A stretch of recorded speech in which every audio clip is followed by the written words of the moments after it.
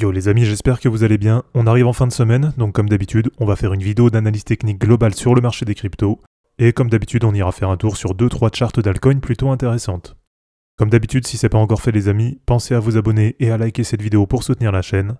Et pour ceux qui veulent préparer le prochain bullrun, ça se passe dans le groupe Telegram Crypto Wolfgang et vous avez le lien dans la description de la vidéo.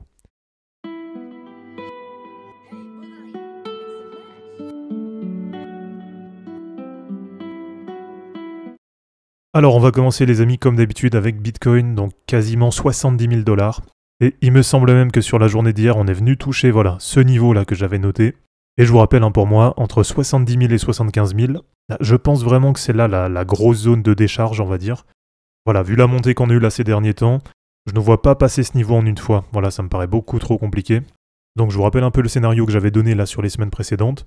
Donc c'est de venir piocher dans cette zone, 70 000, 75 000. Alors pour le moment, on est venu à 70 000, pas encore à 75 000. Et ensuite, ça va être de corriger assez fortement. Voilà, c'est vraiment ce que j'envisage. Donc quand je dis assez fortement, on va nuancer tout ça, puisqu'après on va aller faire un tour sur les ETF. Et là-dessus, j'ai toujours le même avis. Pour moi, tant que ça achète en masse sur les ETF, on va pas redescendre non plus à 30 000. Mais pour le moment, vous l'avez vu, ça fait plusieurs fois qu'on s'approche des 70 000. Donc globalement, on est sur le niveau de l'ancien ATH de novembre 2021. Et pour le moment, dès qu'on approche cette zone, ça vend assez fortement. Et pour l'instant, en support, on a un niveau assez fort, donc c'est l'ancienne résistance que je vous avais notée, autour de 60 500.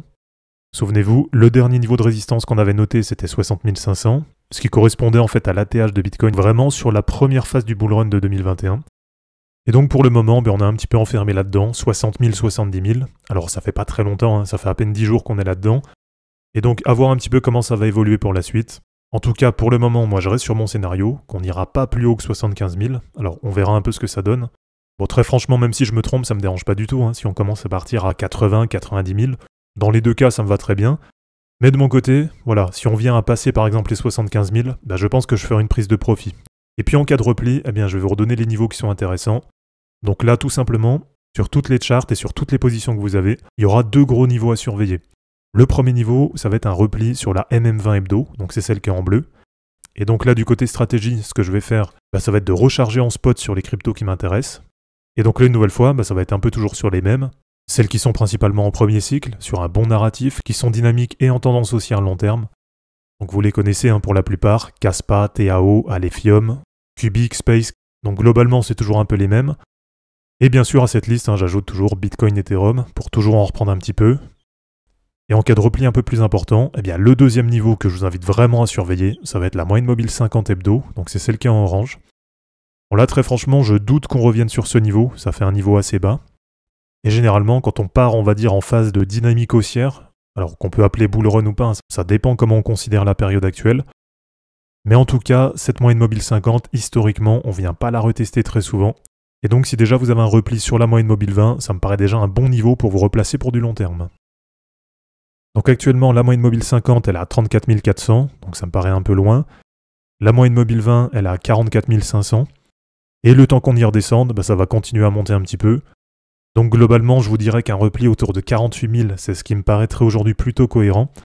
Et en point bas, si on prend la moyenne mobile 50, c'est pareil, le temps qu'elle monte un petit peu, on va dire un repli autour de 37-38 000, c'est vraiment ce qui me paraît être le minimum aujourd'hui. Alors un petit tour du côté des ETF. Actuellement, on a 4% de la supply de BTC qui est dans les ETF. Et ce qu'on constate globalement, c'est qu'on a toujours de moins en moins de BTC détenus par Grayscale. Et par contre, on a de plus en plus de BTC détenus par les autres, et notamment par BlackRock.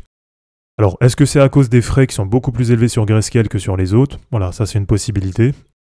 Et globalement, si on prend la tendance, par exemple depuis le début du mois, depuis le 1er mars, donc à ce moment-là, on avait au total 770 000 BTC qui étaient dans les ETF, avec 429 000 pour Grayscale et 161 000 pour BlackRock.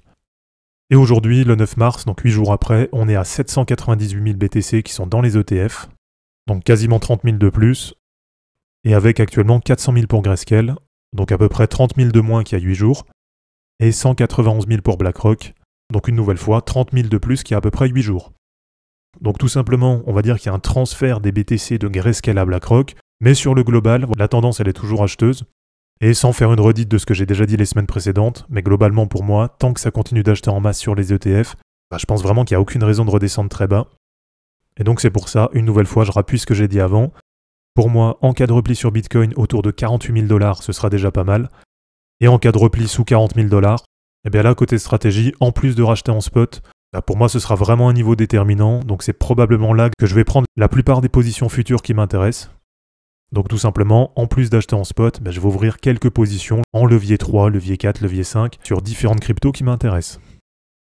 Alors un petit tour très rapide sur Ethereum. Donc on est venu chercher sur la résistance à 4026 $. Donc voilà, une nouvelle fois, ça vous montre bien la pertinence des niveaux. Donc pour l'instant, ça passe pas. En tout cas, si on vient à passer ce niveau, bien après, ça peut aller très rapidement autour de 4800. Et donc si on a une approbation d'ETF qui arrive dans les prochaines semaines ou les prochains mois, normalement, ça devrait aller assez rapidement à la hausse pour Ethereum. Et donc là, en cas de repli sur Ethereum, puisque c'est aussi monté assez vite ces derniers temps, eh bien la moyenne mobile 20, elle est pour l'instant autour de 2450. Et bien sûr, elle va continuer à monter un petit peu. Et la moyenne mobile 50, elle est autour de 2070. Mais là, c'est pareil, ça va continuer à monter. Alors, un petit tour sur Chlor.ai qui est en train de complètement exploser là cette semaine, avec 130% de volatilité sur la semaine, donc c'est assez énorme, et qui est en train de nous faire un nouvel ATH, donc actuellement 0,37 $. Donc pour répondre à vos différentes questions, même si ça a bien monté là ces derniers temps, pour l'instant je prends aucun bénéfice dessus. Et donc globalement, les premiers gros niveaux sur lesquels j'envisage pourquoi pas de prendre des bénéfices, pour moi ça va être déjà sur les 3,618 de Fibo à 1,07 $, et après sur les 4,618 de Fibo à 1,37 $. Et donc globalement, si on arrive sur ce niveau, ça nous ferait à peu près 1 x 10 depuis la première entrée. Et on va terminer pour aujourd'hui avec Kaspa, qui a un petit peu de mal là ces derniers temps. Si on prend les moyennes mobiles, eh bien sur la semaine, on a eu quasiment un repli sur la MM20 hebdo. Donc on a eu un point bas autour de 0,123. Donc si vous aviez mis des ordres, très franchement c'est bien, puisque vous avez réussi à la prendre assez bas. Et si on passe par exemple sur du daily, voilà, même si on se dit que pour le moment c'est un petit peu compliqué, finalement on est toujours au-dessus du nuage, donc on est toujours en dynamique haussière, que ce soit sur du daily, sur du 3 jours, sur de l'hebdo, voilà, sur toutes les unités de temps on est très largement en dynamique haussière. Donc si Kaspa vous intéresse pour du long terme, pour moi là c'est un bon niveau éventuellement pour vous replacer.